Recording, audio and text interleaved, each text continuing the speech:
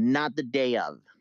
Yep. Porque no mames, güey, no me voy a despertar a las 6 de la mañana para comer puto French toast, para que el niño de verga esté abriendo pendejadas que ni va a jugar con ellas. No mames. Facts, bro. Yeah, no, it's tradition that we all celebrate on Christmas Eve, well past midnight. We even do a countdown. We do a little hug exchange, and then sigue la pista, and yeah, you wake up on Ey. Christmas like it's just another day. Que no te olvides la otra tradición, güey. ¿Saben qué? Son putos si no lo hacen. Sales al patio, güey, con el pinche fusil y te truenas por lo menos un cartucho. Nomás, pa, pa, pa, pa, pa, pa, pa.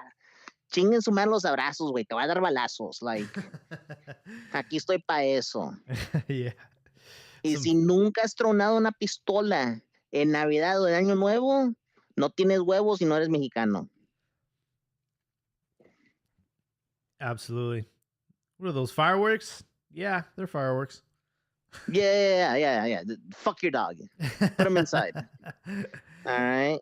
Yo, what's up with Cruz Azul, man? You guys don't have a home still? Espérame, güey. Espérame. Before you start shit talking. Also, if you or one of your cousins hasn't lost a part of their hand during the Christmas/New Year's festivities, once again, you're not Mexican and I'm going to take away your tortilla card. All right. That's how I know that you eat Mission tortillas and you're probably like third generation in. Now, if you want to talk shit about mi Cruz Azul, querido llamado, güey, primero te voy a romper el puto hocico. Segundo, this transfer window was getting a little bit too boring. So Cruz Azul dijo, you know what? Here, hold my beer. I'm going to sell half of my team. I'm going to bring in refuerzos. Me voy a agarrar de putazos con los de CU and I'm going to leave, que según me voy a ir a la Surclema, ¿verdad? O Ciudad de los Deportes. Y luego van a caer más vergazos ahí. Y vamos a decir, ¿sabes qué? Chingue su madre. Todo CDMX y nos vamos a ir al Estado de México. Mejor nos vamos al Cuauhtémoc. Y allá estamos, güey. Valiendo verga, pero en pinche Puebla, güey. En el puto Cuauhtémoc. Is that just temporary, or are you guys playing all your home games there? It's all, well, bro, it's Cruz Azul. So, like, what do you want me to tell you? That it's temporary until we get another stadium? Or just that we're going to be playing all of our home games there this entire season? It's like or this surfing. tournament? It's embarrassing, bro, dude. You know, if only we were backed by a company that could, I don't know, could make this material out of which you could build a fucking stadium.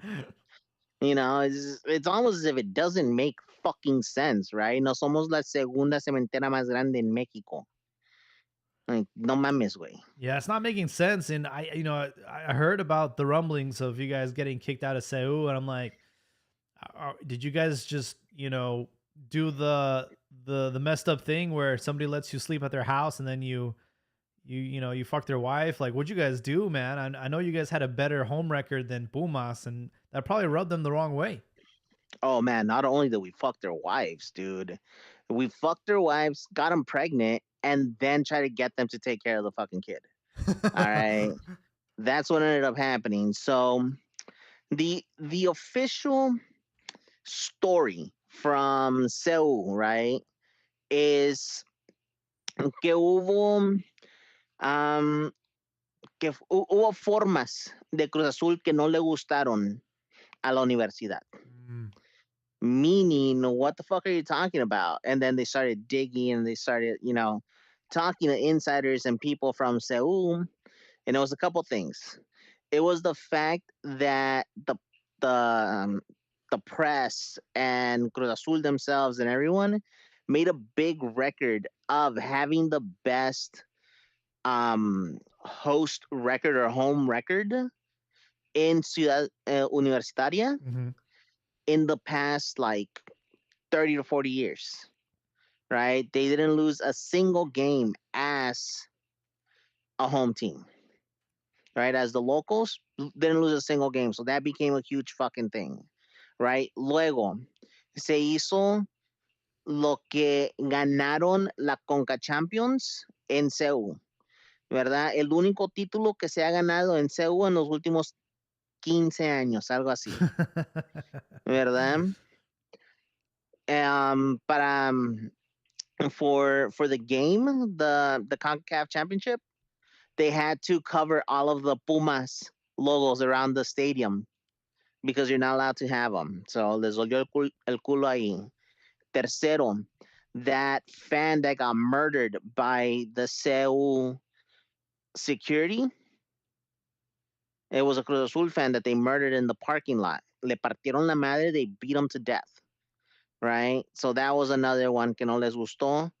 Y la última, que was the biggest one that kept getting cited everywhere, was the fact that when Carrasquilla fucked up Kevin Mier, Cruz Azul went to the appeal boards and they tried to get Carrasquilla like barred, right? Like, hey, he's not eligible to play, se fue de mala leche.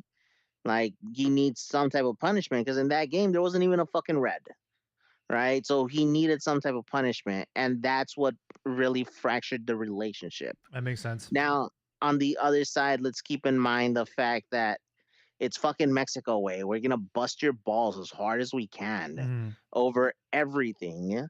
And there was a lot of chatter about the whole la quinceañera de los Pumas, right? 15 años sin título, que han perdido la grandeza, and all of these things. So, bro, I have this couch surfer comes into my house.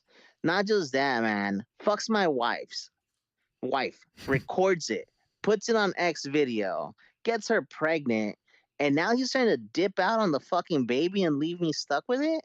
Nah, dude, I'm gonna kick him the fuck out of my house first. So that's where we are.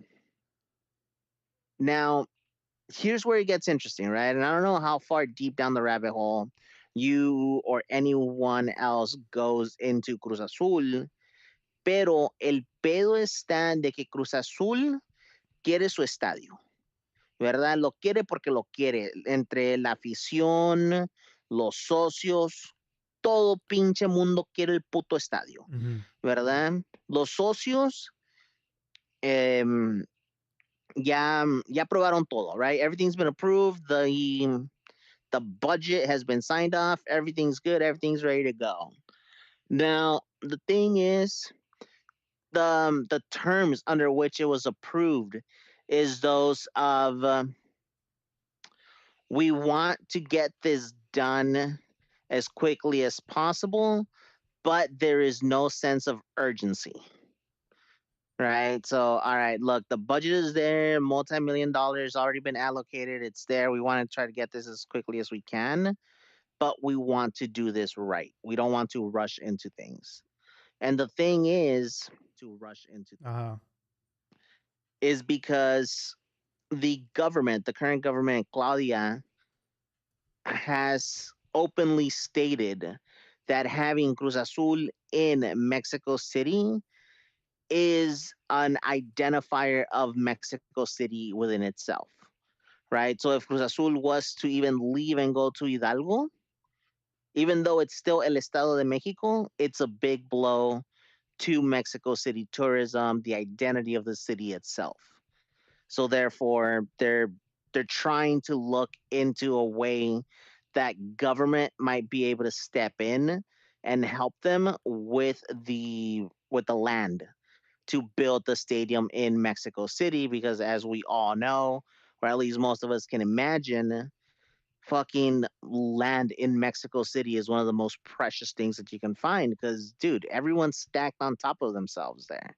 Yeah. It's fucking impossible for you to build a new stadium within the city. But Cruz Azul is hoping out for that. They're hoping that La Cuatro T turns out in their favor and they're able to get this new stadium. There's been rumors that the objective is to have Claudia be the one to inaugurate it. I don't think that's exactly what they want, but they at least want for the government to, yield some lands or maybe some rebates or something. Now, the date that I have been hearing around is 2030.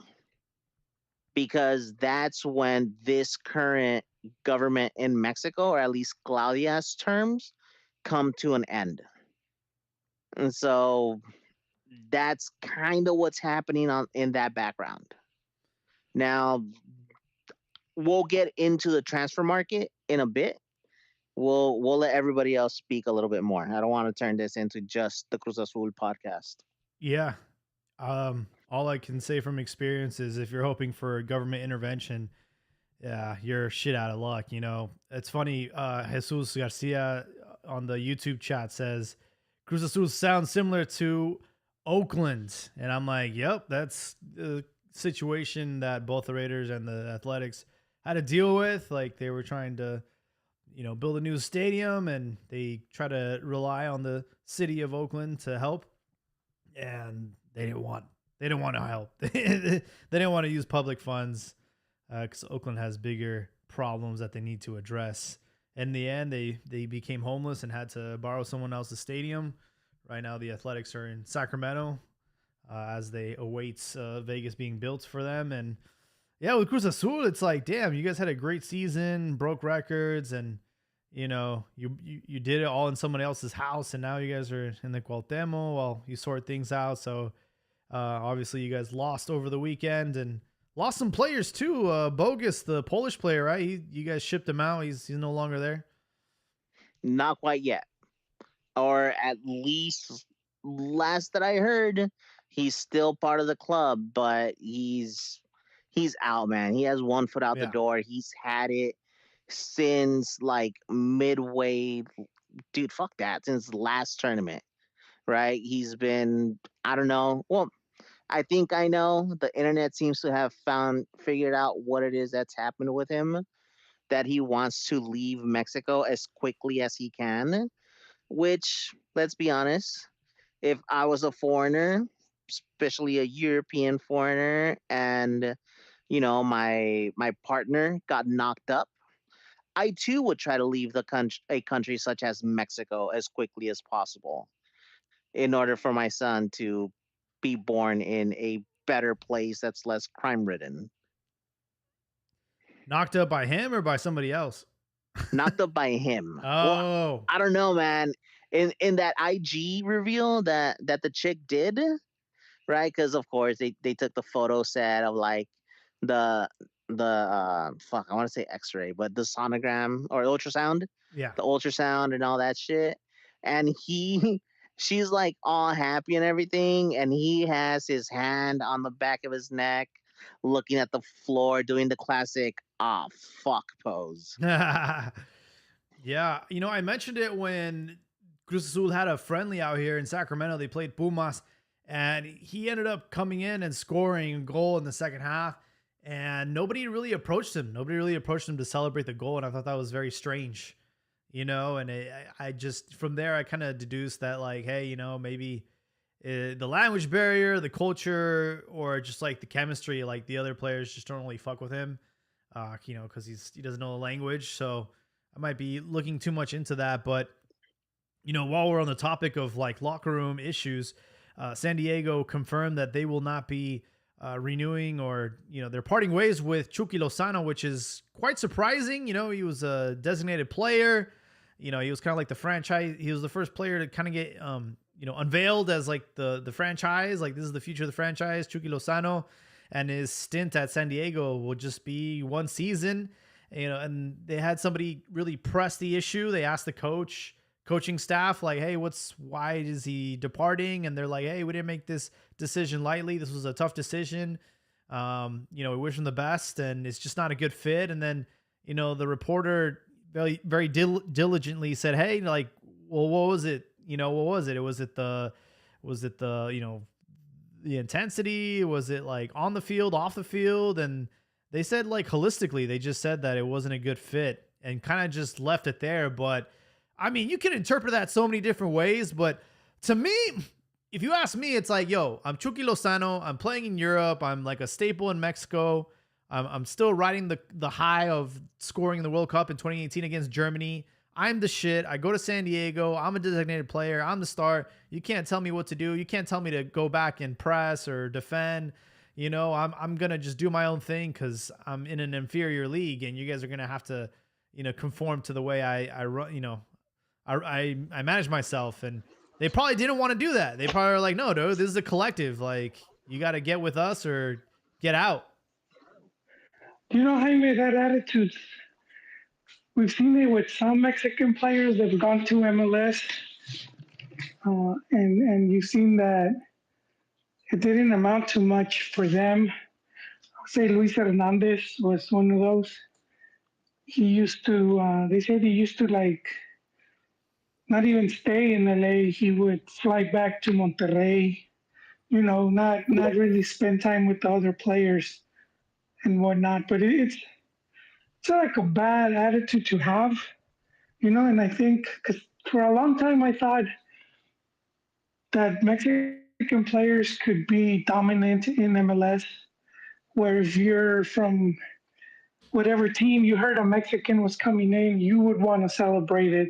How you see with Liga MX, if you hear some Argentine or some Brazilian, you don't even have to be a named one. Uh, just because it's coming from that country, you're already expecting a quality player. And very few players came over here, and I would say very few Mexican players have come to MLS and really left their mark. Jorge Campos, Cuauhtemoc, a few others, but very few and far apart. So it's kind of sad to see because we always talk about more players leaving abroad. And this is one way to do it. Go be dominant in any leagues that you can. And this, I think, is going to be a big missed opportunity because I do think it has helped many of them get more playing time or better contracts. So it's sad to see players come in here and come to the U.S. and then not be respectful. So Yeah. it's like I'm totally speculating, by the way, but I'm just assuming. no, I agree. Yeah. I feel you're on it though. I do feel like you're you're that you're on the mark for this. I will say it was that because I mean they bid high for him, and like you said, to get rid of him, so let's get rid of him before this festers, um, you know, and it sucks. Similar with Chicha, nobody wanted to touch him. Um, it's, it's for Chivas, but he's another guy that could have done really good. I would probably say Vela's the last one that came in and did his thing, but he probably didn't even have to try. Like most players have to like train and go out of their way. This guy he would just show up. Um, but yeah, that's to me it's always been disappointing to see that. Because I do think this would be a league that the Mexicans should have dominated. You would have goleadores, and you would have, a lot of teams would have had a Mexican player as their icon. Because let's be realistic, how many players like that are we going to have around the world? Very few. Count them with one hand. Marquez at Barca, Hugo Sanchez at Real Madrid, and that's kind of it. You have to come over here where you kind of have some of these players. Vela is going to be one of their main players, but you want to have that. You know what I mean? It's kind of what these big teams have, like Argentina and Brazil. You see all these top leagues and all these top teams. They all have a player that became very symbolic. I think in that sense, Jimenez has been pretty huge just because of what he's been doing. Yeah. But yeah, sad to see that, man. We have someone in San Diego that might have some more information for us. Rifado, welcome back, man. Hey, happy New Year, everyone, and thanks for having me. Just a bunny, what's it called? Leapfrog Piggyback. on piggyback. There you go. Off of you guys on the Chucky Lozano thing. He's always had these berrinches. We famously we've talked about it in the pod. Gattuso, having a fight with him because of his attitude and basically rolling him out of practice. So it's not like this is something new from Irving, but it is surprising. And it goes to show you that San Diego is a serious team. Like, you're a DP, yeah, you scored 11 goals and 4 assists, but you're not our best player. They have another guy, I forgot his name, but he's the star guy. And Chucky, like, for all the money, he's not worth it, you know. And they'd rather get someone who's just a little bit better, the better attitude. And I don't think the turnout was what San Diego was expecting. I think they wanted more Mexican involvement, but instead, like, the fans have turned against Chucky as well. You know, a lot of us think he's kind of washed, and he has an attitude problem. So, like, it just seems like they did the mature and maybe the long term best option, and that's let him go.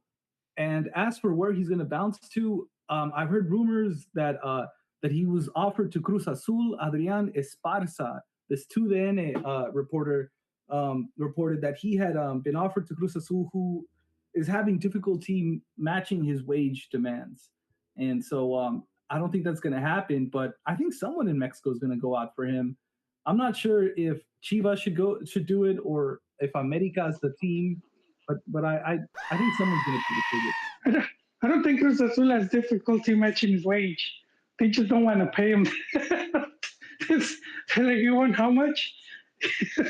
And I think that's going to be pretty much a majority of the teams, because I know Cruz Azul, America, Tigres, Monterrey, they could pay it, but they're not, because they know that they could get, for that type of money, you know, a better South American. Also, he's injury prone. I can't remember the last season he like completed it without like some major injury. So I mean, it's like a risk. He's 32. He's like no, he's 30. Sums. He's 30, he's bro. 20, he's 30 flat. He just turned 30. Yeah, 30. like he's not worth it. Here's the deal: he was shopped around. All right, it's the same story with James Rodriguez. James was shopped around, and guess what? He's fucking finishing his contract over in Leon. After that, he's the fuck out. It's this diva bullshit that comes around with this type of players, right? Now, a couple points really quickly just to touch base on is just, Joel, it's not really speculating, right? If we just take a look at the overall history and even the statements of Chucky himself and how upset he was when he was left off of the first game of the playoffs. They interviewed him and he had this like little fucking hissy fit about, they're like, oh, why aren't you playing? He's like, I don't know, ask the coach. The MLS and playoffs? This and that. Yeah. Oh. Yeah. He was a little bitch about it, right? Because he didn't play right off the rip because he wasn't a star player, right? Like so, the fellow said, what happened was he got subbed off and he threw a fucking hissy fit, and then they fucking they had him training with like the U20s the next day, and it was like I'd be pissed too. Yeah. Now, really quickly, Rifado, I will argue something that you mentioned, which is a fallacy, which is the fact that that the club themselves were expecting more Mexican engagement. And I'm going to call that out and say that it's a fucking flat out lie, dude. All right. If anything, San Diego is one of the teams that has represented not just the Mexican culture, but the Mexican fans at the best that they fucking can.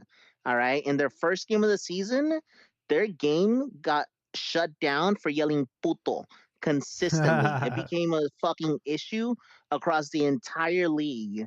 And they're like, oh my God, they're yelling puto. Oh my God, my feelings are so hurt. Second was cuando llovieron putazos, when the Galaxy went in to visit them, and there was like 30-year-old men fighting 17-year-old kids in this fucking stands. Holy shit. All right. Putazos left and right in San Diego. They did it right, my dear good sir. They represented not just the city, but the culture. The Mexican crowd was there.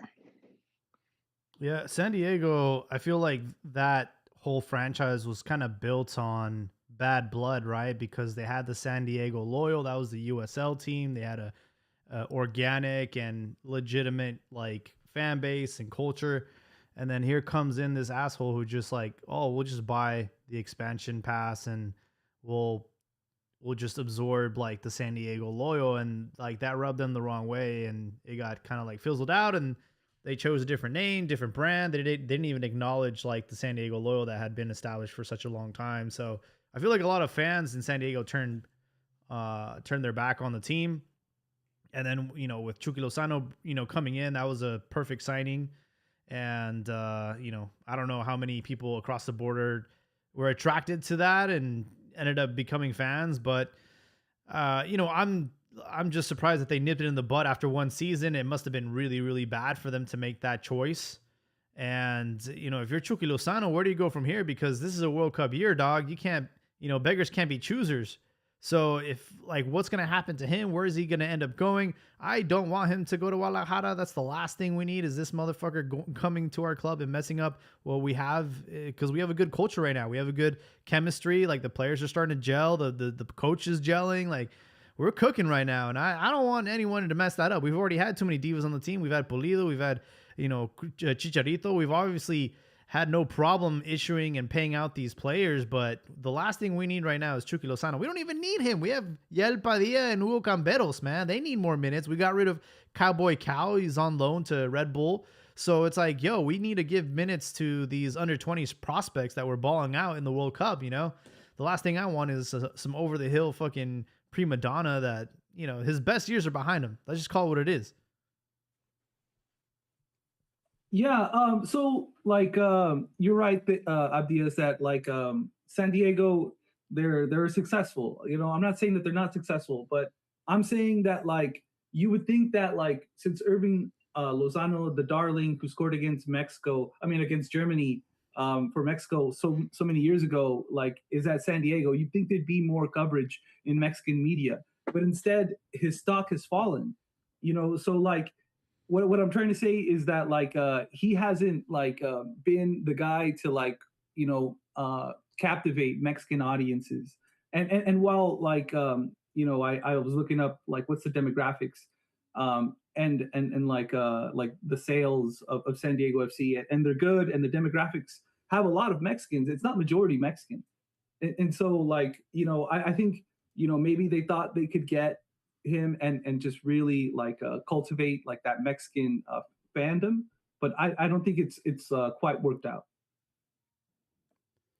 We have active chat in the YouTube section. Alex Torres Limon. I know this is a pipe dream scenario, but who would Monterrey realistically get if they fired Torrent, Xavi Alonso, Xavi Hernandez, Klinsmann, Southgate, or Ten Hag? I know he's definitely trolling, but thanks for chiming in on the comments. And then also Diego Lara, hot take for the season. Henry Martin scores more goals than Hormiga Gonzalez. I want to know, Diego Lara, what are you smoking? Give me some of that, bro, because that's some good shit right there. Yeah, we haven't even talked about Chivas. They had their debut of the season, 3 p.m. on Saturday against Pachuca, which I think was a good test. King Solomon is back. He's no longer in that passion project in La Liga. He's back at Pachuca. And, Pachuca, they looked like shit. Let's call it what it is. Chivas had an easy game. They won 2-0. Hormiga Gonzalez just continuing the great form that he's in. And then Daniel Aguirre scored the second goal, and that's how the game ended. One thing to note here, I am absolutely loving this new pocho that we signed, Brian Gutierrez. He came in, he took Conejo Brizuela's number 11, which was hard for me to see because that number 11 had been taken for over a decade. And it's just weird to see somebody else wearing that number, but he wore it proudly. He was involved in the first goal. I like the energy. I like the attitude. This is a really good signing that Chivas had over the season, over the offseason. I'm actually pretty impressed. And now I'm at the point where I'm like, is he eligible for a one-time switch? Because if the U.S. men's national team isn't going to use him, we might as well take him.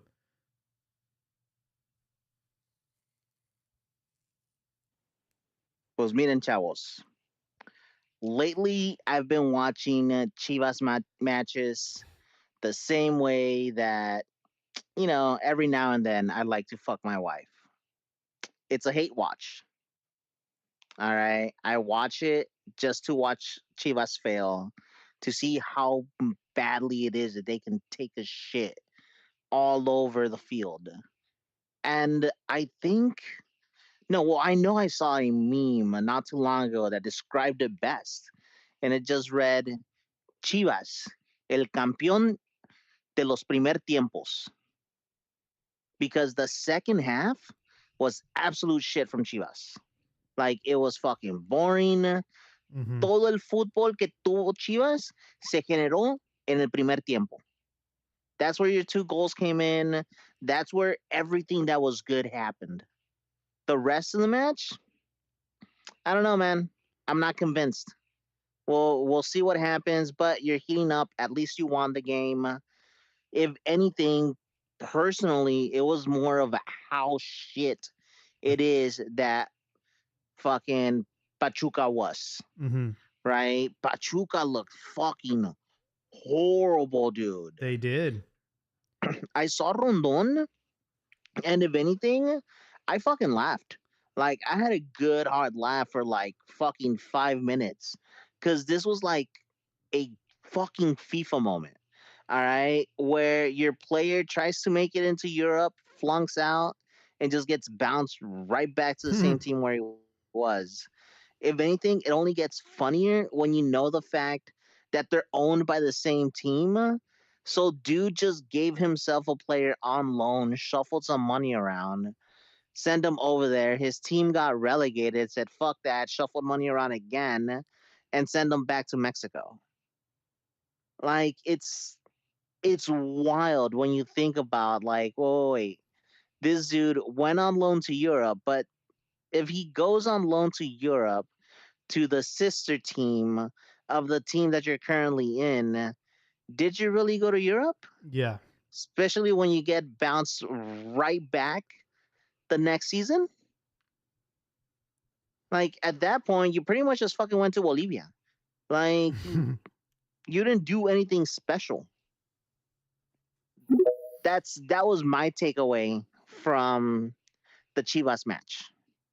Yeah, I think in the first half I was just so surprised how much possession Pachuca allowed us to have. I think at one point it was like 70-30. It was unnormal to see a team like Pachuca just give up and let us like pretty much run the game the way we wanted.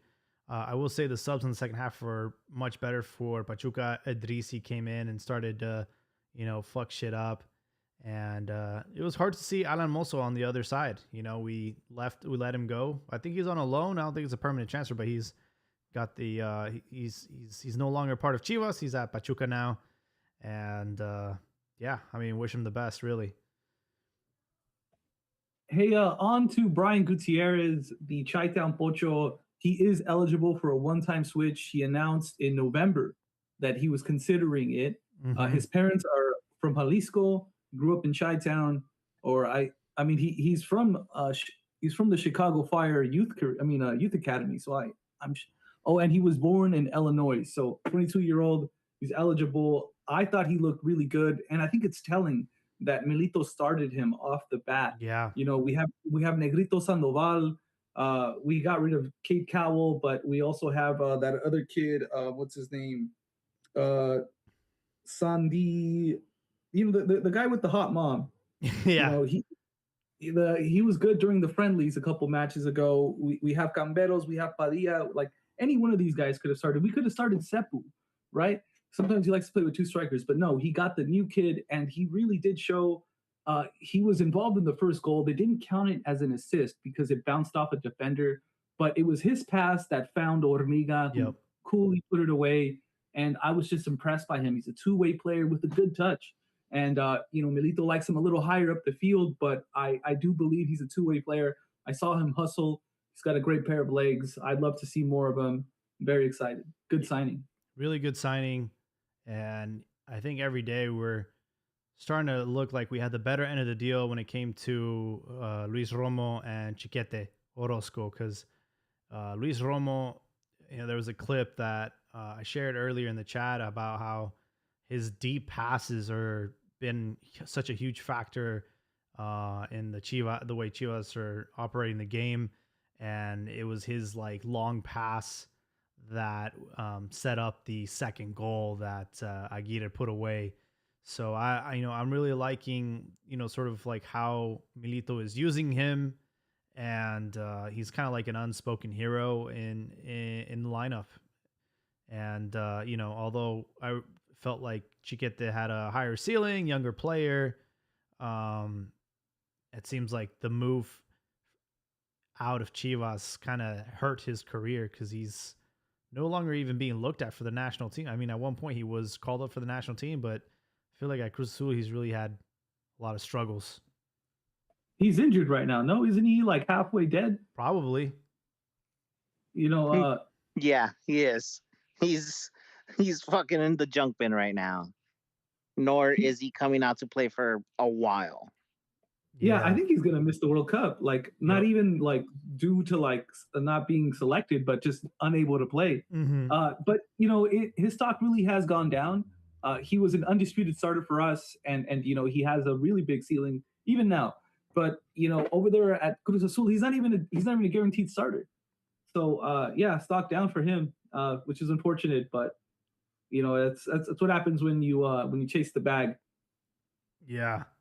One thing I haven't even mentioned that we have to factor into this season, right? It's not how you start, it's how you finish. And this is a World Cup year, right? So you're going to see a lot of players, especially players that have, been part of Aguirre's, training camps or mini camps. Everyone is going to be wanting to ball out and try to secure their spot on this Mexican national team roster, right? So Hormiga Gonzalez, obviously off the gate scoring, that's going to be very good for his stock. But, you're going to see a very competitive Liga MX up until they decide to, remove the national team players from their respective clubs. And that's going to hurt a lot of teams that hold a lot of national team players, like Chivas, Toluca, America, maybe Cruz Azul, I don't know. But that's something that we have to factor into this season in particular. And also, they are going to be doing a lot of double jornadas to try and end this season early, to prepare for the World Cup. So already off the bat tomorrow, we're going to have jornada dos starting at 3 p.m. So a lot of double jornadas this season, which I'm looking forward to. Where you see disaster, I see opportunity, because you're right. A lot of players are possibly going to get pulled out. Like for sure, Rangel, Piojo, Hormiga, I think is pretty in the bag. So that's 3, day in, day out starters. So 3 of our best players actually, and Romo is usually on the bench for a Vasco side, right? So that's 4 of our that's our spine, right? That's our crucial player in every position from goalkeeper to the attack, and that is going to complicate things for Milito, but it's also going to breed a lot of opportunity. And we had 4 guys come off the bench, all of them jovenazos: Gomez, Camberos, Padilla, and Negrito Sandoval Jr. So these guys, it's going to be up to these guys, man. And I think there's a lot of promise, and I'm not saying they're all going to be winners, but I think one of these guys is going to step up, and I think it's going to be Sandoval. He's the guy who's just really impressed me, and I was surprised he wasn't starting, but it just goes to show you how good Brian is. Yeah. Hey, Jaime, on the double match days and stuff like that, I haven't seen the entire schedule. Is it going to be an entire season? I don't know if it's going to be every week, but at least for this upcoming weekend, we already have games tomorrow. America plays on Wednesday, but yeah, you're going to see a lot of that this season. Okay, so it's going to be like almost like Pro de 85, like Pro de 85. Looks like it. Awesome. Because I was thinking about this. Pro de 85, America on that season won, and it was the 3-peat. So it could very well be that Toluca also does a 3-peat on Pro de 26. What I want to know is Holy going to be a bitch about it? Holy. Is it going to count? What's going to be different, because you get to play every team. right? You at least get to play every team once. Brother, you did not play every team. That was the thing of that. Part of the whole controversy is that you only played the team in your group. The league was divided into groups. Not the league. The league. The league was divided into groups, and you only played the teams in your group. You didn't play any other group. So that's always been one of the main disputes. Yeah, just to give you an idea, the last regular season game is in April 26th. So I mean, it's going to be a very short season. We're going to have 17 fixtures in like 3 months. Well, short as in the length just of the months, but they're still playing the. Yeah, they're still playing same games that they were 17 matches. Yeah. They're just gonna speed it up. They're gonna speed it up. Shit. Fast forward. All right, so I guess. So basically, I guess what you're saying is that if the Luka three-peats, we can minimize it, right? Yeah. And really, the only three-peats, America, right?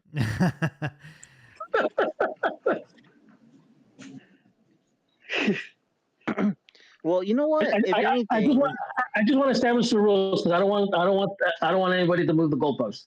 That's all I'm at. Fair is fair. Wait, you're still talking about Prode. All right, so what were you to say, Elias?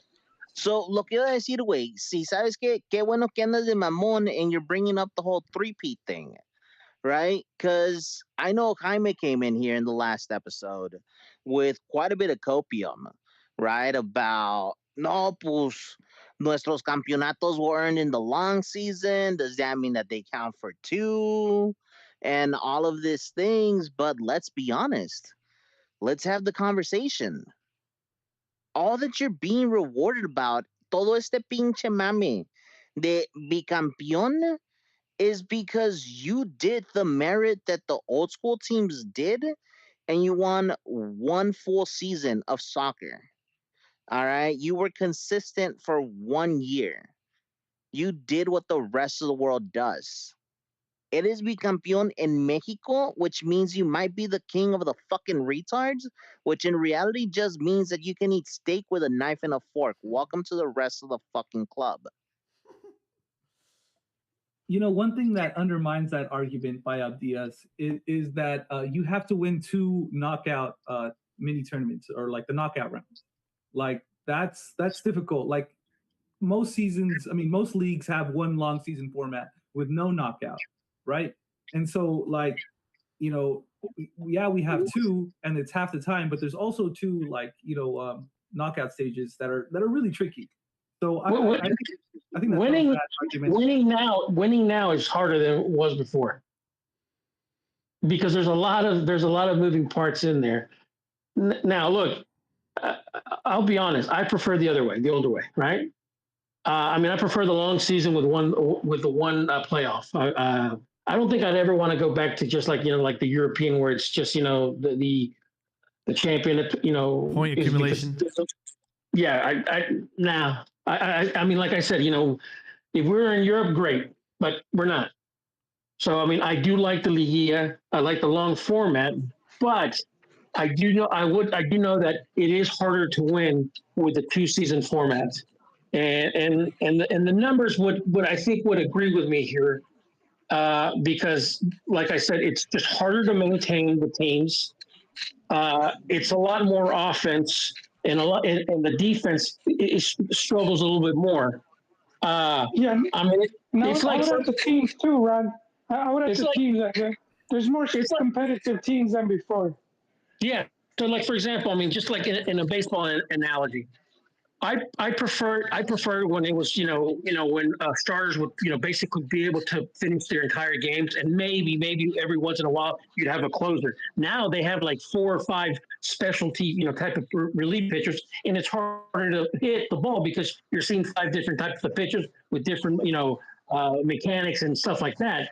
I get that, but like I said, I would have to give more merit to the teams that are winning nowadays because again, it's just harder. So, I mean, I would venture to say that like America and like the Pumas and León and Atlas, doing the bicampeonatos and the shorter seasons, I think I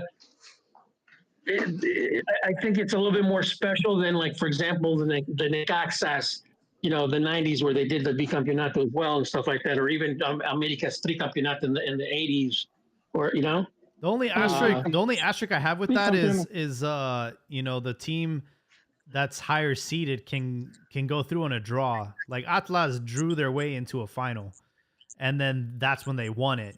But it's like they also didn't technically like dominate their way into the final. They kind of I agree.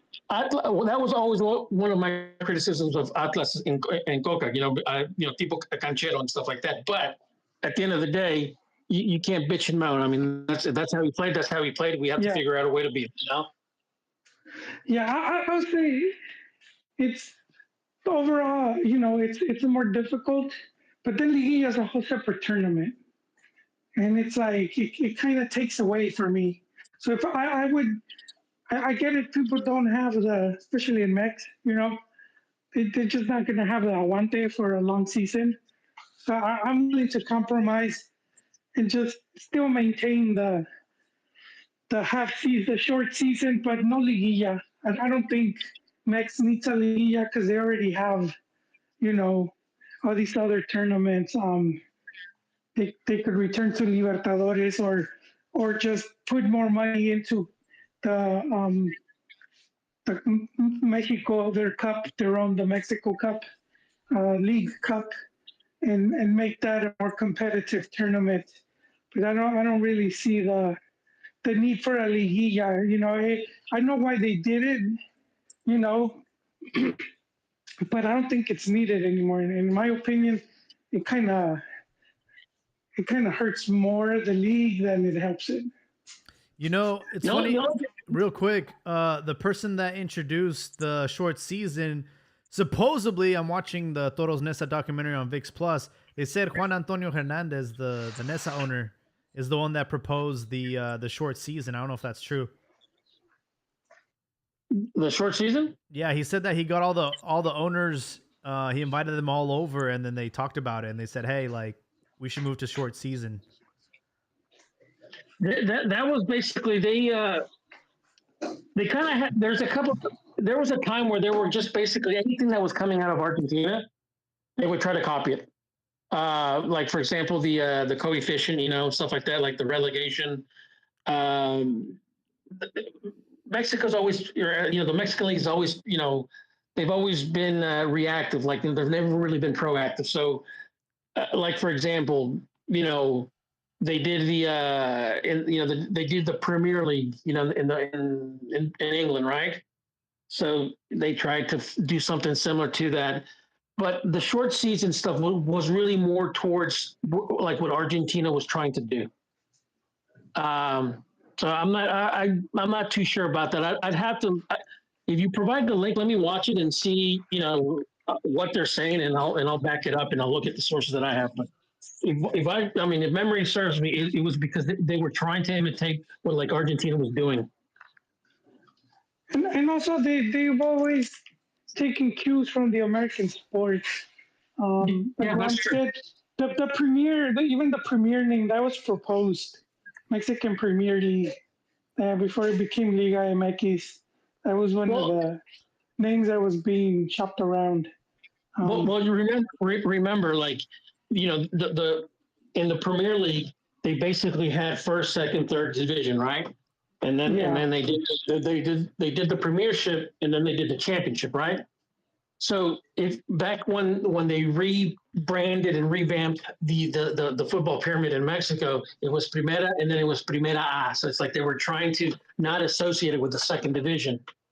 Yeah. So like, they've always tried to do that. So it's like, if you look at the old logo, the old Liga MX logo, it looks like the NBA and MLB logos. Very similar. I thought it was cool though. I don't know. He ended up with this weird one. But that and also like the Argentina, they had the Apertura and Clausura, and they did do that same. They even did it where the opening tournament is called the closing tournament, and the closing Yeah. is called the opening. They did all that as well.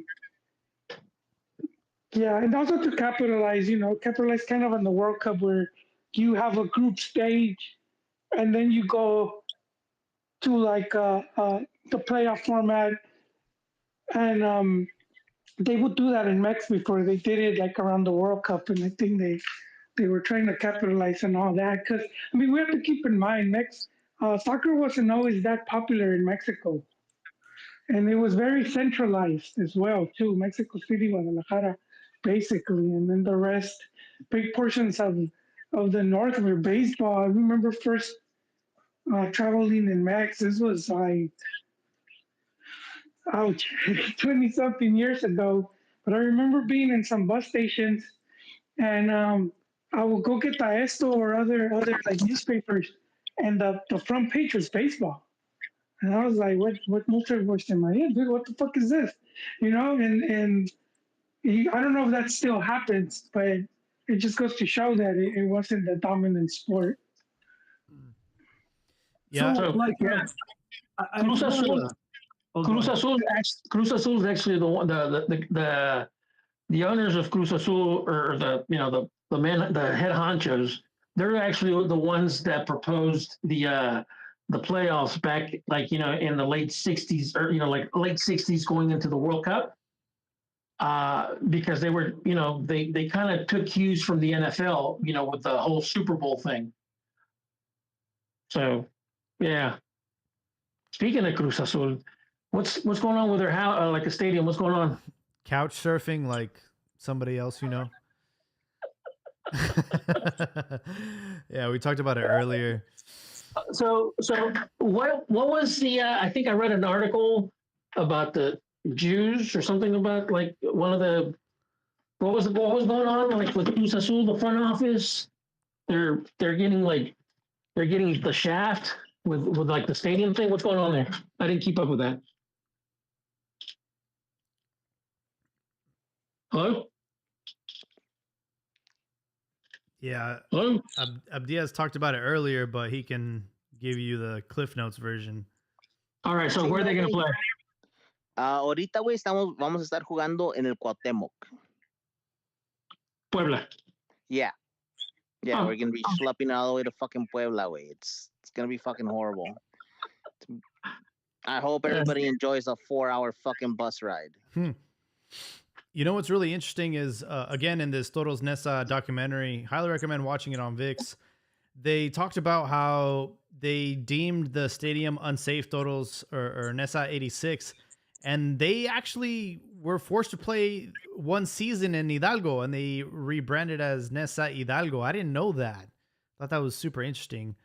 But the owner said that it was all politics. They just wanted more money, and they ended up fixing the stadium because I guess it was like splitting in certain stands. But I mean, they still used it for the 86 World Cup. So I don't know. I thought that was interesting.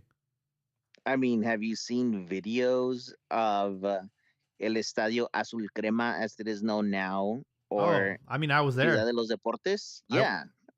It's pretty shitty. Like the concrete is falling apart. It's really bad. Yeah. I don't think they care about that. What they care about is that Cruz Azul has to give 40% of ticket revenue to the stadium owners, which they thought was not viable. That's way too much.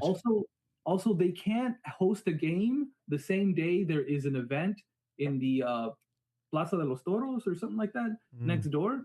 So because they can't like the officials or like the police can't control both areas. Like it's too much for them. So like that's another restriction. Too many belts they need to confiscate. Yeah, exactly. Yeah. Well, it's also it's a fucking mess. That's why Cruz Azul left in the first place. That stadium's a fucking shithole, man. I was there last year. I was like, oh hell no. And then they painted it that ugly ass yellow and blue. Ugh. As you're flying into CDMX, it looks like fucking Boca colors. Yeah, it does. Looks really bad. The location is amazing though. Come on, guys. It's in the center of the city. But yeah, it's too many it's problems. in a sketch area, but yeah. If anything, honestly, I'm thinking that's where Cruz Azul is aiming to have. Remember how I mentioned earlier that they're kind of hoping that government steps in and is able to do something. I'm pretty sure they're kind of hoping for that area to be for it to be fucking condemned, to be demolished, and for them to be able to build a new stadium, especially because so here's the thing about Mexico, dude. Bullfighting is going out of style. Not a lot of people go to watch bullfights anymore. The country itself it's changing, right? I don't know how many of amongst yourselves here have gone to a bullfight. I bet not many, and the few of us who did is because our grandparents or great grandparents used to be fans and used to take us. Like that, at least that was my personal experience. And so it's of an older dying generation. If anything, La Plaza de Toros is used more as an event center. And guess Yeah, what? If you have I, a I modern remember. stadium, you can do it. I've never been to. I've never into the one in over there in Mexico City, but the Bulls I have, and there used to be events, man. I mean, those charrerias and all that type of stuff. There was, the theatrics were really nice. I mean, I remember as a kid, but you're right, it's dying. Yeah, I don't even know. If I'm not mistaken, I think Mexico City, I think the local government, if I'm mistaken, I think Falcon said something about it that they basically they prohibited that now. It's like they don't even allow it anymore, if I'm not mistaken. yeah, I wouldn't be Yeah, surprised. Mexico's changing in general. They're pets now. They're not food. It's like fuck out of here, bro. There's two more things about the Toros Nesa documentary that I really wanted to unpack because I thought they were very interesting.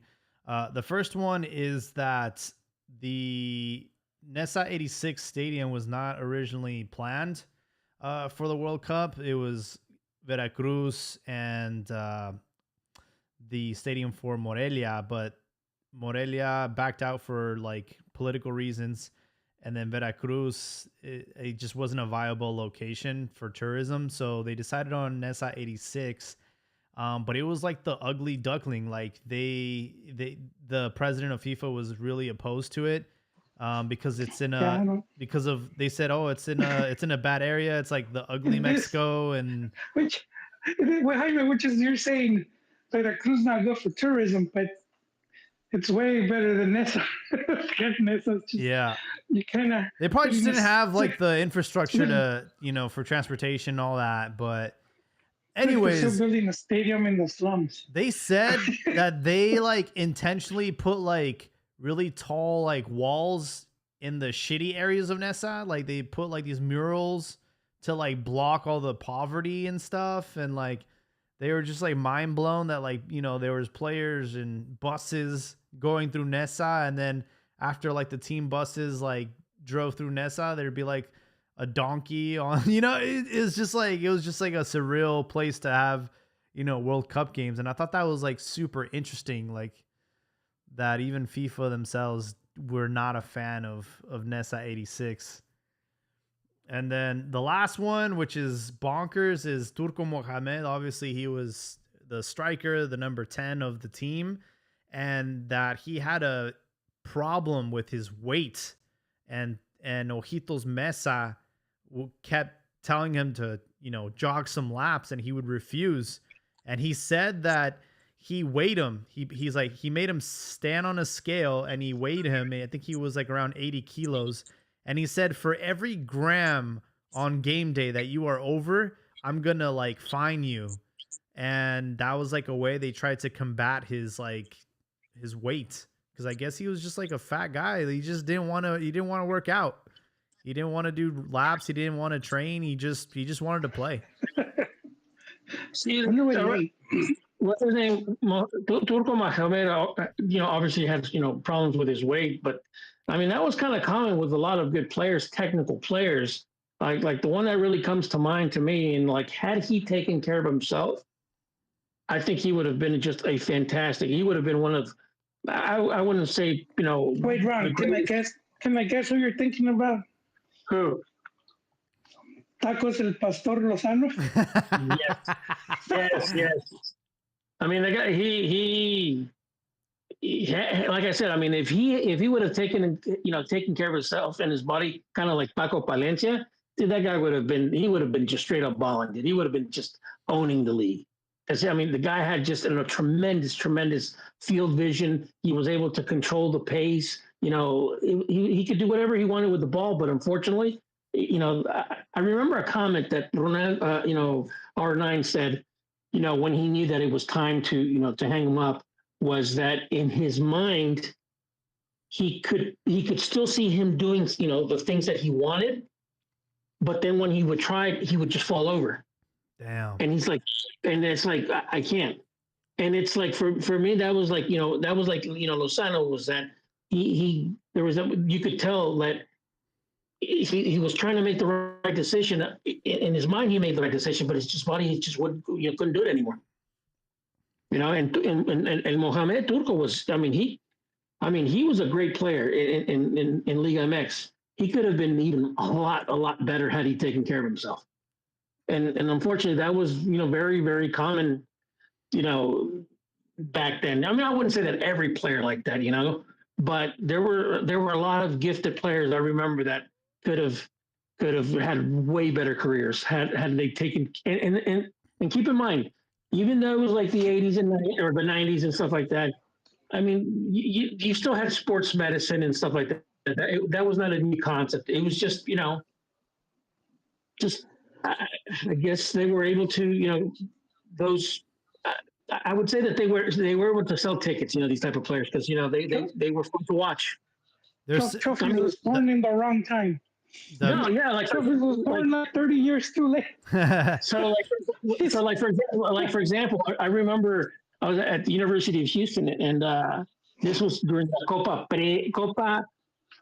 Seas Pre-Libertadores, which this is what eventually, morphed into Interliga. But I remember there was it was America, Atlas, Pumas, and I don't remember who else. There was 4 teams, and everybody there, they packed the stadium because they wanted to see 2 players. They wanted to see Turco, and they wanted to see Horacio, what's the name?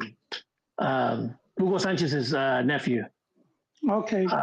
You know what I'm talking about? Yeah, Sanchez. Wasn't it Horacio Sanchez? Yeah, Horacio Sanchez. But even though, like I'm saying, dude, I mean, I remember the crowds were going crazy for the Turco Mohamed, and at that time, I mean, he was already on the down, and still he could attract fans. Yeah, he always had that that pull. He was always doing some crazy shit. I was gonna say Valderrama comes to mind because he had a good career, but he didn't really play much in Europe. I guess 2 teams, not much. But I think his talent was unquestionable, and I think he could have been in one of the top Euro teams if he ran a bit more. Yeah. He just walked the field, man. But I don't think he needed to run. Turco is the definition of jugadores de época, because there's no way he would ever be able to play in this modern game. Like he just it wouldn't have worked out. And I think he could get away with his ability to, I guess, on the ball, man. He was just a genius, and he could do things that no everybody else could. And yeah, I mean, there's a lot of players like that, Jaime, that I feel have been left out just because the way the game modernized, which basically means just became more physical. So they left out all these short kings and all these other great players that, because they just want players to be X height so they could defend the corner kick and whatnot. But it's why they say that you don't really see that many talented players now as you did before.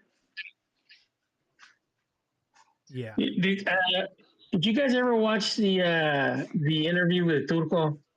It was over there in Argentina with with that crew over there with Ruggeri and I forget who's I think La Torre, where he's talking about an instance where he's playing with Boca No, he's not with Boca. I forget who's. I think he's with San Lorenzo, and they're playing Boca, and they beat Boca that game that in the Bombonera.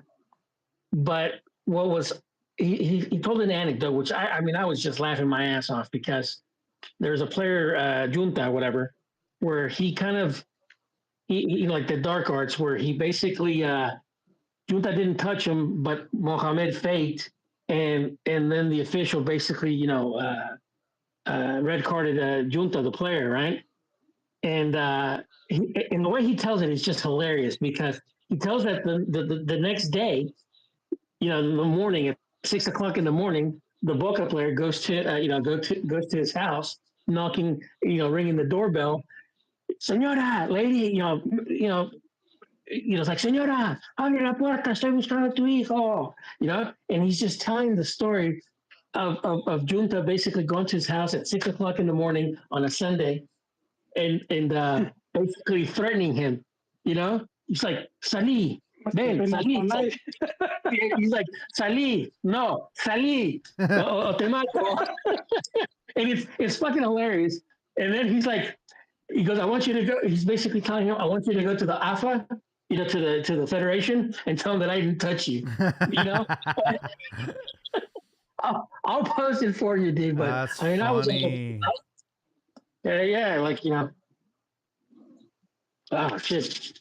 I also learned that Bonnie Reese's parents are like mutes and deaf.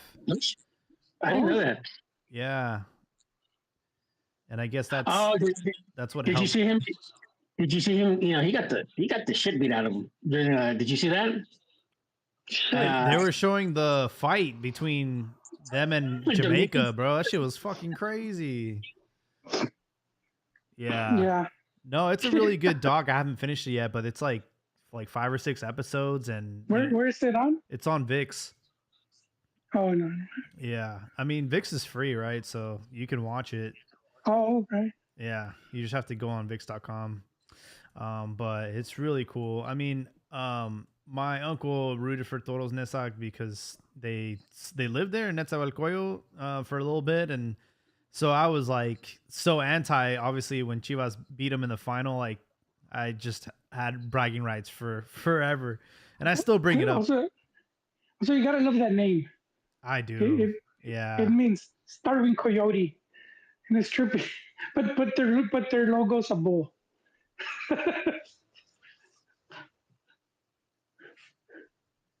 Yeah, I wish they would bring back, if you could, bring back a club from the olden era. I would. Toros Neza is one of those teams that should be brought back. Maybe Red Bull can invest in them and turn that into Red Bull Neza, I don't know, man.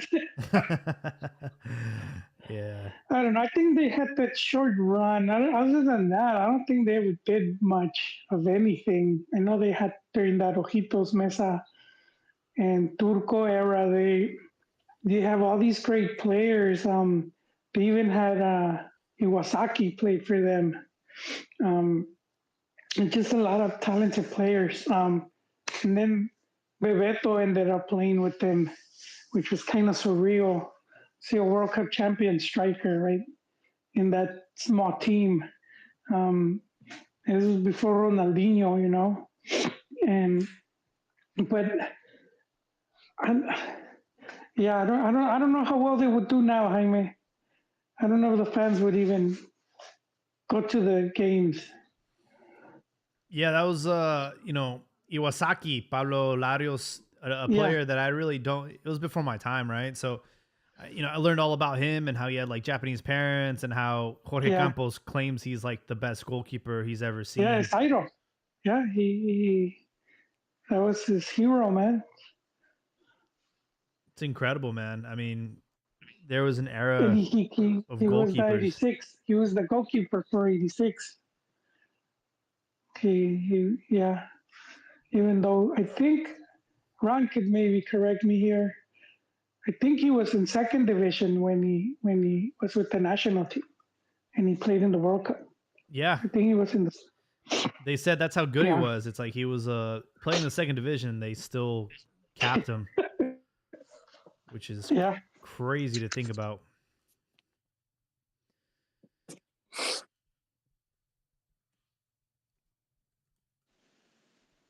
we had some interesting results over the weekend.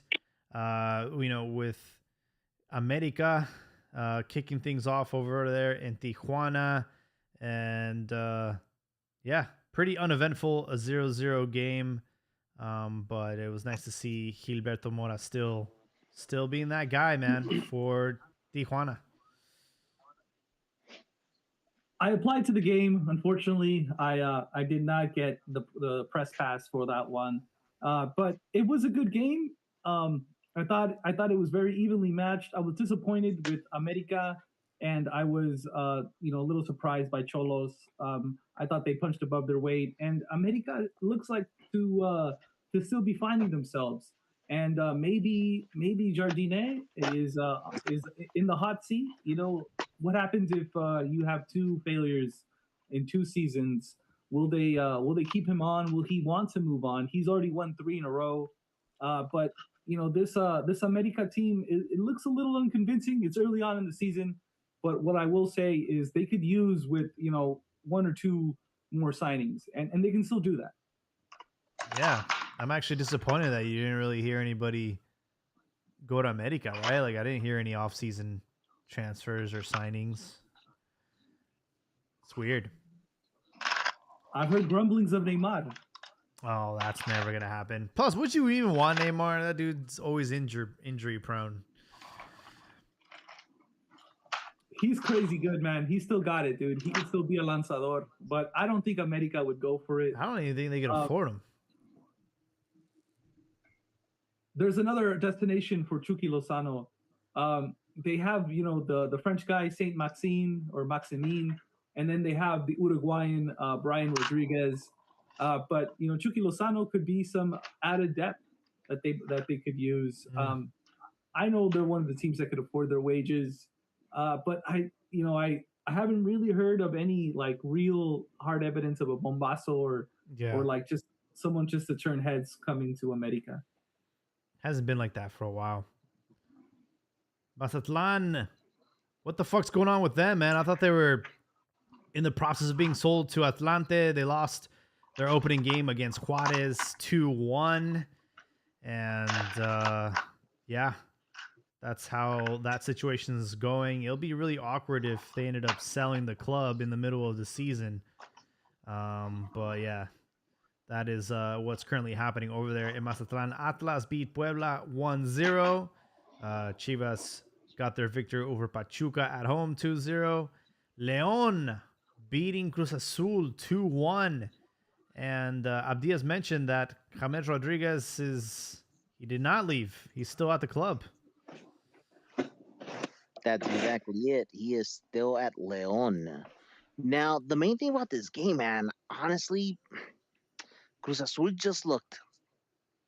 they just looked out of shape, right? Like, once again, like I said earlier in this episode, was Cruz Azul saw that the league was, a little bit stale, a little bit boring. There wasn't that much drama going on. So therefore they said, hey, here you go, hold my beer. Let me teach you cómo se hace desmadre 4 días antes de que empiece el pinche torneo.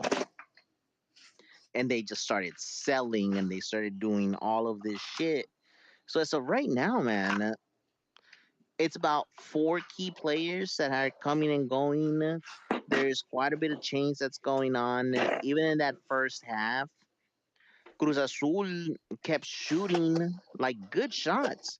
Unfortunately, way the fuck off target. Like good open looks, way the fuck off. So it's like, all right, well, shit, les falta trabajar, ¿verdad? Like Miguel Herrera always tells us. And so I'm not even gonna put much stock into this. I'm not even gonna be one of those who's gonna be like, no, fuera Larcamón, que quién sabe qué. You know what? Cruz Azul played their game. They started pressing on the gas on the second half of the match, and unfortunately, they just ran out of time. That's that's all that happened. The team, the second half towards the end, were the dominant half. They were performing to where I was pleased. I can see that, hey, it's fucking match week 1. All right, calma tus pinches huevos, and let's see how everything turns out.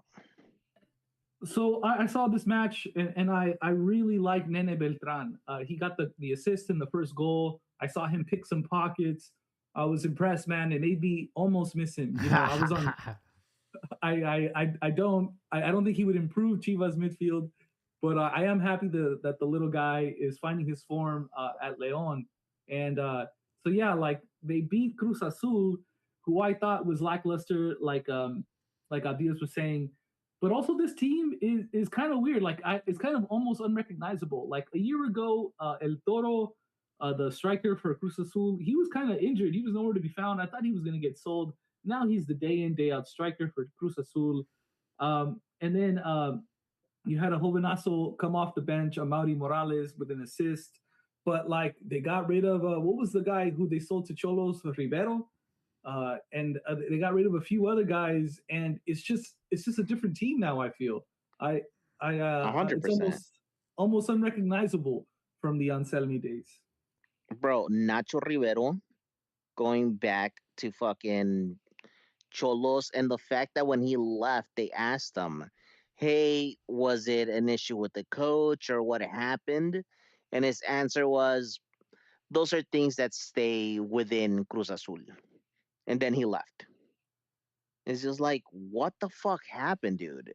Furthermore, there's rumors of Miguel Borja coming over to Liga MX. But the thing is that Larcamon didn't ask for him. This is a player that's coming in because of the advisory board of Cruz Azul overstepping the head coach.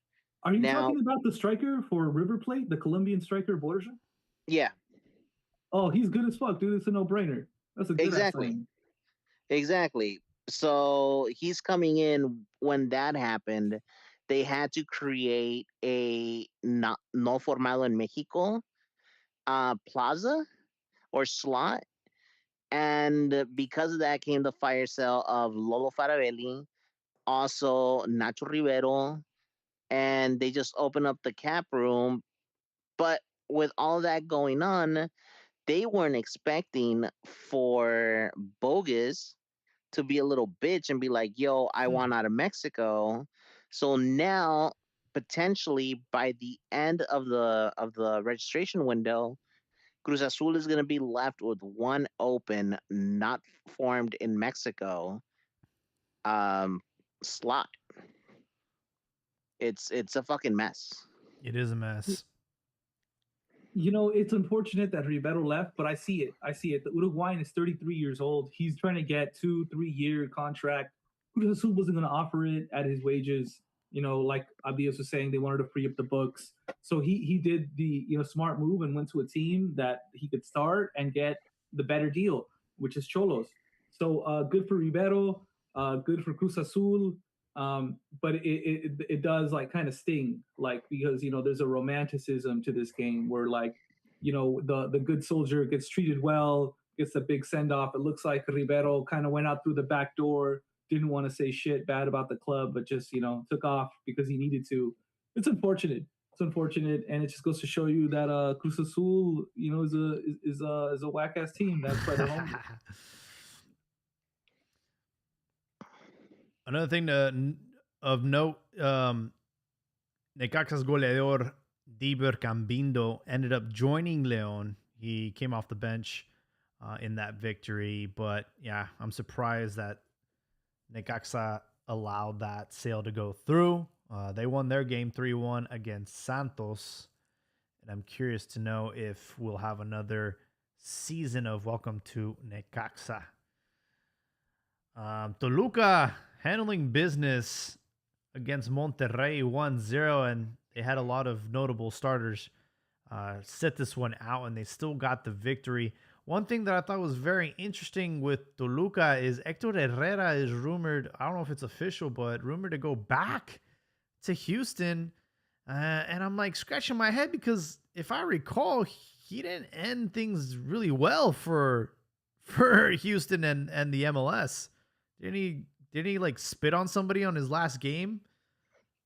Allegedly, okay? It's a soccer pitch. People spit. Unfortunately, there just so happens that there was a ref in that general direction. All right. It didn't land on him. It wasn't like fucking Messi FC with Seattle where they were openly spitting on people. Still, though, it's weird to see him go back to MLS. At this point, I would just like retire, man. It's like you won a couple championships, like that's it, bro. You can just head off into the sunset and call it a day. But maybe he's still paying off his plastic surgery. Maybe that's why he needs to stay active. I don't know. We have a new speaker wanting to chime in. I'm going to let El Beeper Albert Perez join us. Welcome, Albert.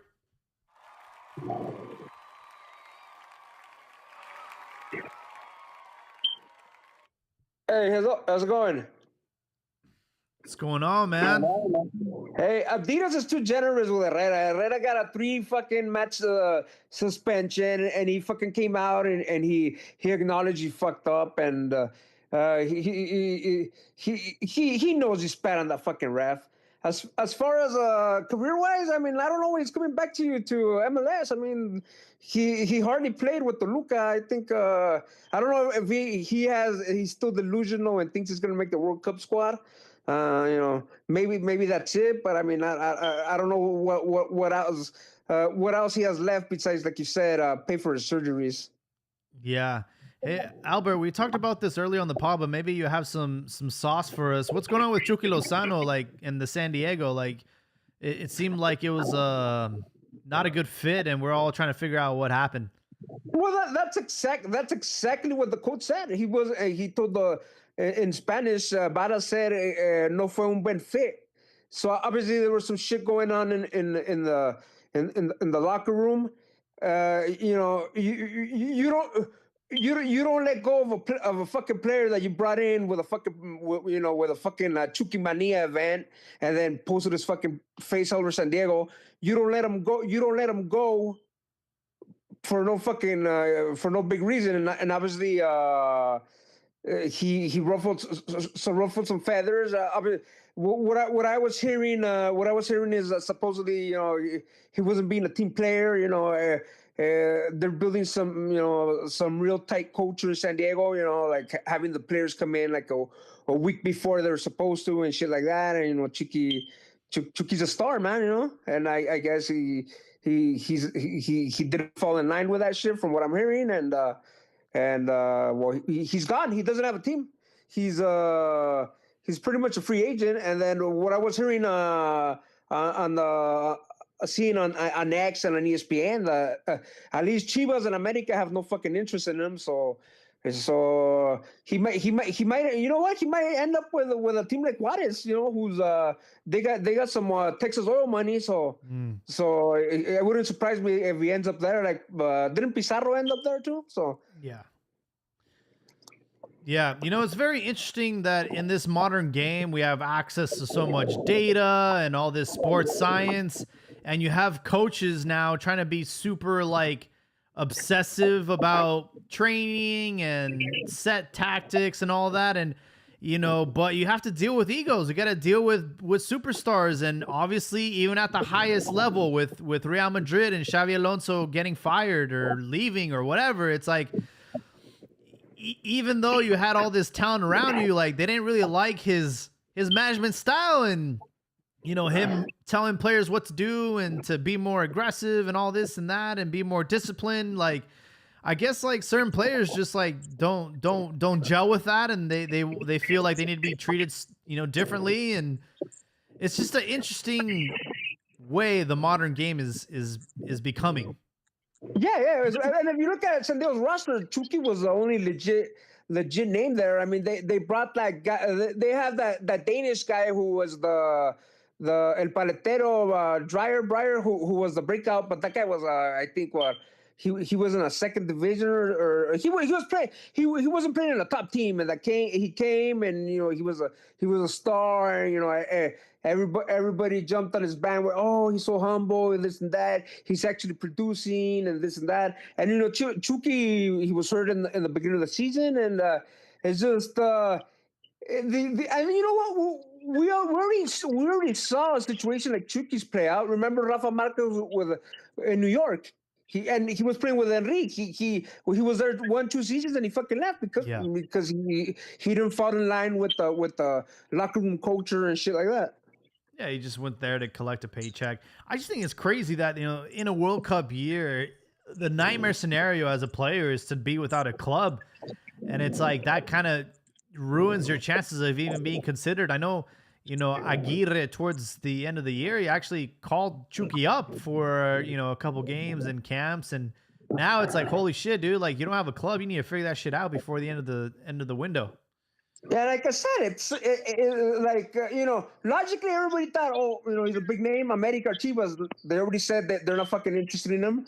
And then, I mean, honestly, I'm looking at Juarez. I'm looking at Juarez or Mérida Querétaro. That, they've shown they like to make those splashy, or maybe a reunion in Pachuca. I don't know. I don't know if Chucho Martinez wants to bring the prodigal son back, but I mean his ups. And then I was listening to a San Diego podcast earlier today, and they said the only scenario that because he's on the books. So let's say one of the players get hurt, somebody on the wing gets hurt, maybe they'll come back Chucky. But as far as another team in MLS taking a flyer on him, especially with that salary, I don't think so. And then, like I told you, in Mexico, his options look to be limited. So he wants $7 million. Like that's his contract. And that's his contract, yeah. So he wants that. It's not going to happen. Can I chime in? Yeah, go ahead.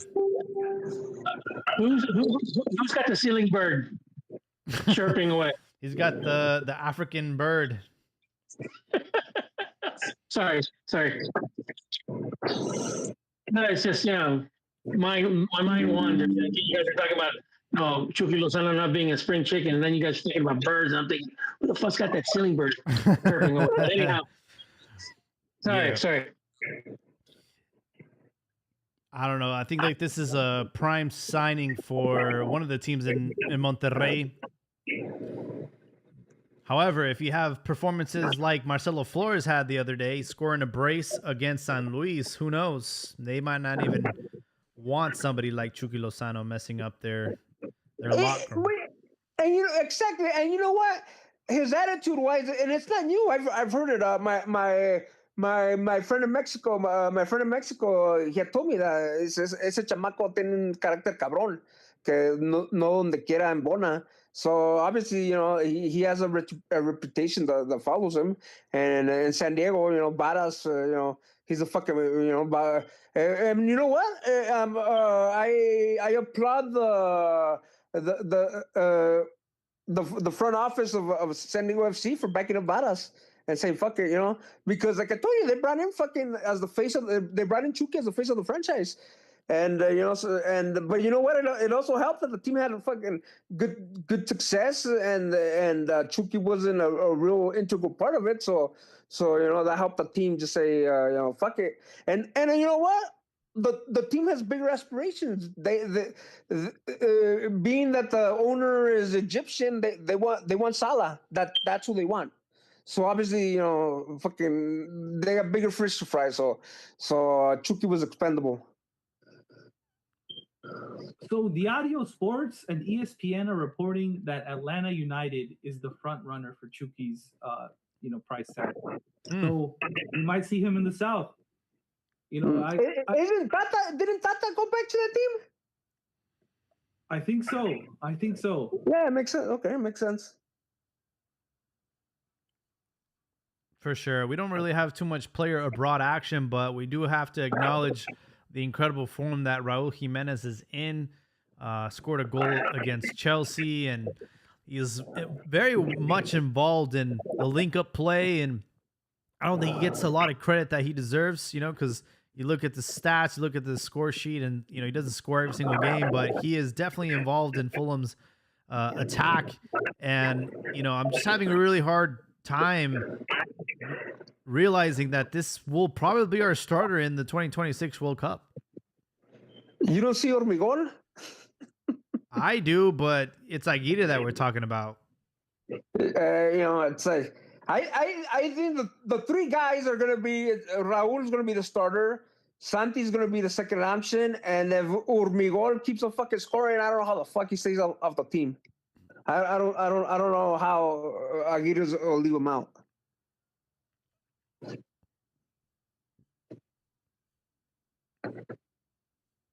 I think the issue when anyone not Raul Jimenez is playing for Mexico, we can't create anything. So, like, of course, Raul is the shoe in.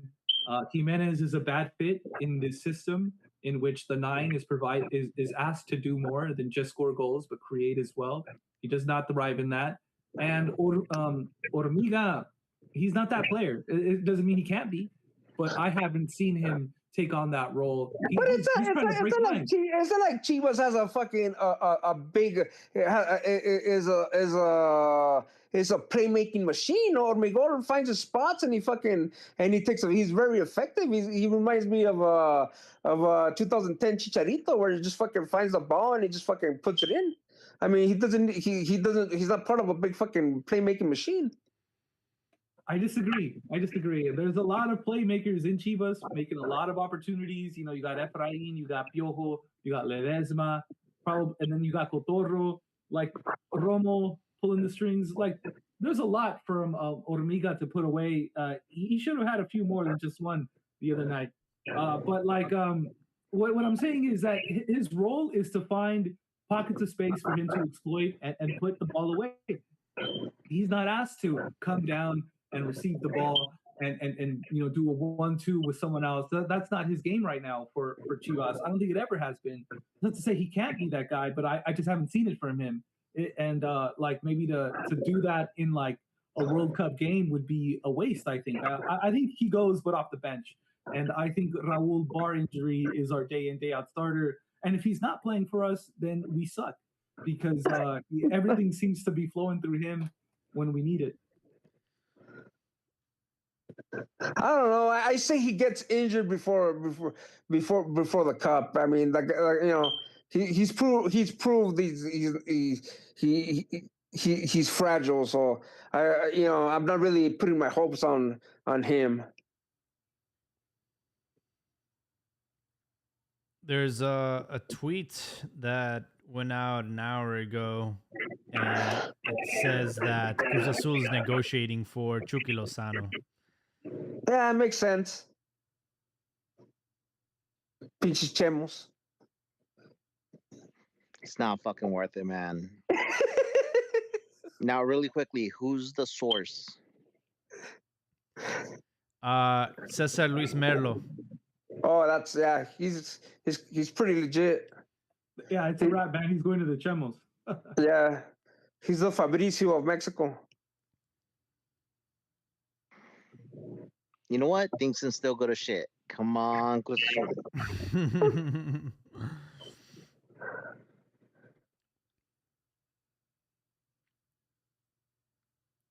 For sure, folks. Well, we're almost at the 2-hour mark. Want to give everyone the opportunity to have closing thoughts.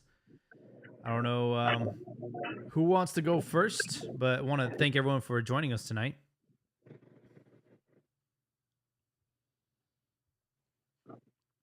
Bueno, chavos, I'll go first. I will start off by saying Feliz Año Nuevo a todos.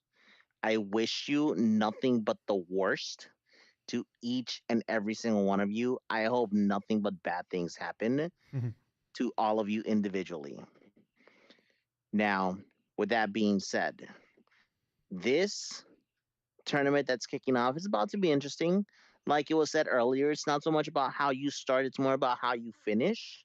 And see how picked apart your team will end up once the seleccionados get taken away and all of these things start to happen. The beauty of it is Chivas doesn't have to worry about that. One, because they don't play with foreigners, and two, because they hardly have any seleccionados. All right, so you don't really have to worry about this problem that the rest of us in the league do. Now, furthermore, es el principio, güey. Let's not start shouting and yelling about, la temporada ya se terminó unless you're Pumas. If you're Pumas, yeah, güey, se chingó. Go home, go to sleep, just forget the rest of the torneo, ¿verdad? Ese ya se chingó. Entonces, relájate, güey. Si algo, let's wait until jornada cuatro. All right, because that's when coaches start to get fired. That's when we start to see all of these things happening. It's about to get interesting. Pero bueno, la última cosa que les quiero decir es, como alguien que vive en el norte que hace un chingos de frío, güey, cuidado con el hielo, ¿verdad? Está peligroso allá afuera. Cuídense a la gente que quieren, porque las cosas se ponen gachas. Y hasta eso, los veo a la próxima. For sure, Abdias. Welcome back. It's good hearing from you. We'll see if Chucky ends up at Cruz Azul. If it does, I'm going to fuck you up, bro.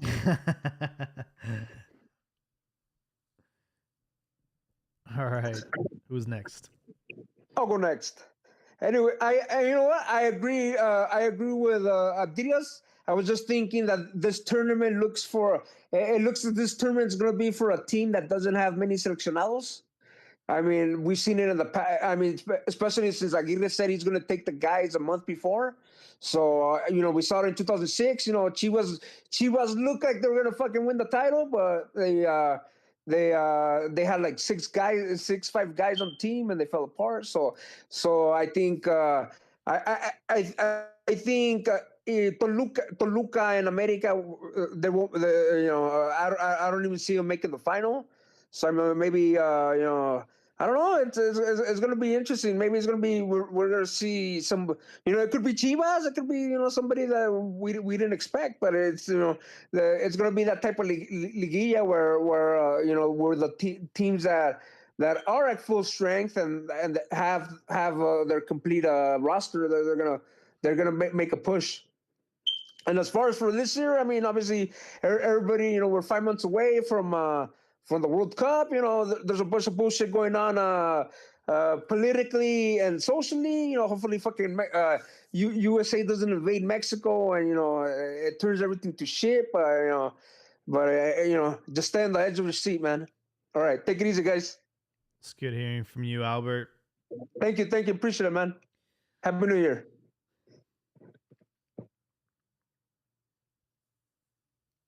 It is interesting that the recipient of the FIFA Peace Prize is doing the complete opposite of that. And I mean, we've seen teams get banned from the World Cup for their doings, their wrongdoing. So yeah, it's a very touchy subject here in the States. All right. For the record, let's call it what it is. He's fucking wildin', dude. And I love it because you know what? Every now and then, you do a little bit of coke at like 3 a.m. and you start saying out spicy tweets and you start just like, ¿sabes qué, güey? Todo el pinche mundo me la pela. Tú, tu vieja, tu hermana, tu mamá y todos. Entonces, no, hombre, güey. Mejor voto que he hecho en mi puta vida. Yeah, and we'll see, if there's going to be another random draw tomorrow for the World Cup tickets, so it might be a good chance for you to put your wish list together and submit your raffle ticket, and hopefully you get picked to get to experience the World Cup. Also, talking about raffles, locally, this month and the coming weeks, there's gonna be a raffle for the Olympic Games in 28. They're gonna start I believe first it's for the people in Southern California. But I mean, if you're interested, go check it out. Especially since the soccer tournament should be pretty good. You know, they're gonna be playing I believe at the Rose Bowl and I believe in San Diego and Santa Clara. So it should be Oh wow. it should be pretty interesting. So and then especially I think these tickets are gonna be like the cheap ones. So take a look into that. Part of my ignorance, but I thought the Olympics was always held in one city. I didn't realize. No, actually, look, back in '96, they had the tournament. They didn't even play the soccer games in Atlanta. They played them in RFK in Washington and in Birmingham. Oh. Mexico, I think Mexico played most of their games in Alabama. Huh. That's real random. So I think I know for sure Snapdragon is going to have some games. I know Santa Clara was in the talk, and it's not soccer related, but in Oklahoma they're going to have the softball. So it could get a little regional. Interesting. All right. Take it easy, guys. Is Joel still on? Joel, you might be cleaning dishes right now. All right, I guess I'll go. Thanks for having me, everyone. Happy New Year. I guess I'll end it with what I always do, which is my Jovenes rundown. This week we had 52 Jovenazos, or 14% of the 378 players available to play in any given jornada. I just wanted to go over some of the stalwarts. Of course, we had the guy I already touted, Brian Gutierrez, Chi-Town native. His debut for Chivas was really good. It doesn't count it as an assist, but I'm going to count it. He assisted Hormiga on the first goal, another Jovenazo who got on the board. Efrain Alvarez got an assist for his LA counterpart, Aguirre, for Chivas' second goal that game. I thought that was really good. And then off the bench, I already mentioned, we had 4 Jovenazos come off the Chivas bench, which is great. Milito was like, who am I going to play? It's going to be the young kids. And, Gomez, Camberos, Padilla, Sandoval, they all got to see minutes, even though they didn't start. I thought that was really interesting. Pachuca also has some jóvenes. They got this kid, Alexi Dominguez. I think he's really good. Didn't have a great game. Pachuca looked like shit, but he's a good guy. Montiel hasn't recovered his form yet, but he started this game. They got another left back, Contreras, 20-year-old. I think this was his debut for Pachuca, so kudos to him. But he didn't have a good time, man. He got smoked. I would say he was probably at fault for that second goal. Let's see, another Jovenazo, this right back, Denzel for Juarez. He was originally from the Cruz Azul Cantera. He ended up for the border town Bravos, the Juarez team. And he got 1 goal as a right back or as a midfielder. Sometimes he sneaks into midfield. I think he's really good. Keep an eye on him. I think he might make a move sometime, especially later in the season when players are going to be needed due to the World Cup call-ups. Gil Mora played for Xolos. Xolos is really interesting right now. They bought Joseph Martinez, I think that's his last name, from Atlanta United, or he was famous for being really good at Atlanta United. He's a Venezuelan striker. He's trying to revive his career at Xolos. Who else did they get? They got Nacho Rivero from Cruz Azul. So they look to be like fertilizing themselves and making themselves competitive, which I love for Gil Mora. It looks like they're going to invest in the team so that he can have some success with his boyhood club before they sell him off to, God knows where, hopefully somewhere like Barcelona or, Real Madrid, some big team. I do think he's destined for that. But he had a decent game, and he had to get subbed out. I think he suffered a large foul towards the end, which is unfortunate, but he's healthy. Let's see, another Moro that I wanted to talk about. Let's see. There was one for Pumas. Let's see. Santi Lopez, 20-year-old. I liked him. He's a winger for Pumas. He's 20 years old. Someone to look out for. He didn't get a goal or assist, but I saw that game, and he looked interesting. Let's see. Who else? That's it. That's all I had. Oh, actually, I already mentioned Amaury Morales for Cruz Azul, center attacking midfielder. He got an assist in their loss against León. but he is 20 years old, and he's like a good attacking product off the bench for Los Chemos. So that's all I had to say in regards to the Jóvenes. Aside from that, really looking forward to the season. I'm very hopeful for this Chivas side. I think they're great. I think Melito is the perfect guy for the team. It could all fall apart like it usually does for Chivas, but I think this might be an interesting season for them. Started off strong, and we have a lot of good young talent.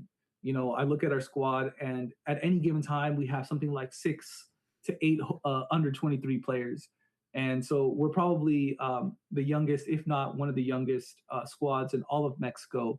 And it just goes to show you, in spite of like all the attacks from the press, Mauri Vergara, the owner of Chivas, he's leading the ship in the right direction. We have a good stadium. Some people take that for granted, because they forget like how important that is, or I don't know, they get lost in the sauce. Like the Chemos, they're homeless, they don't have a stadium. So we have a good stadium, we have a good cantera that's producing young players. We're making good buys, not all of them. Chicharito was a bust, Pulido was a bust, but we're making some good buys, and we have like just a really up and coming squad. And I'm very hopeful for the season. Hopefully we can make history and catch up to some of the rivals that have gotten away from us. And Rant, Happy New Year's. Thank you, everyone. Yeah. Thank you, Rifalo. I always look forward to your Jovenazos roundup, and looks like over the holiday break, he got the official stamp of approval, seal of approval shirt shipped out to him. So I love that.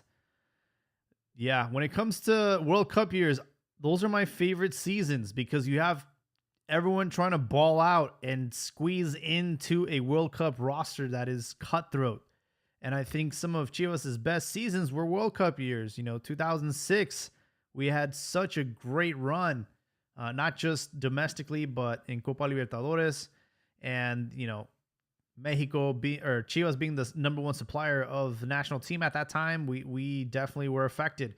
Same thing in 2010. We went to a Libertadores final, and the team was really gelling because everybody was balling out, wanting to go to the World Cup. So, this is another one of those opportunities for Chivas. They are the only team in Mexico that play with 11 Mexicans week in and week out. So obviously that's always going to be, a team that's on Aguirre's radar. And right now, it's just Rangel, it's just Piojo, maybe Hormiga, but who knows? This is a season where a lot of players are hungry. A lot of players might slip in to the radar. So I'm very curious to see how this season kicks off for Chivas. I would not be surprised if they go on a really good streak. And hopefully they'll be able to make those adjustments as those players get called up and pulled from their respective clubs to prepare for the World Cup. But 2026 is going to be an amazing year for football, and we're going to be here to cover it, to talk shit every weekend. But we wouldn't be here without our supporters and our listeners. So thank you guys for your ongoing support. And of course, we will catch you on the next one. Good night.